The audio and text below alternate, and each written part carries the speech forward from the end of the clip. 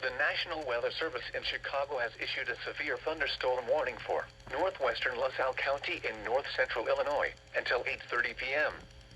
At 7:27 p.m., a severe thunderstorm was located over Depew, or near Hennepin, moving east at 30 miles per hour.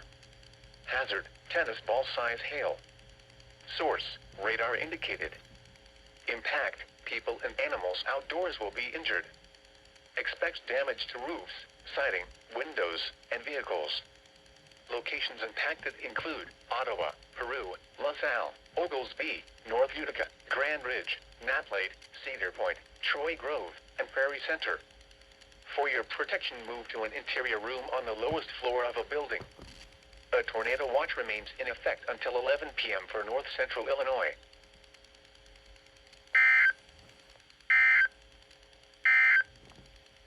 A severe thunderstorm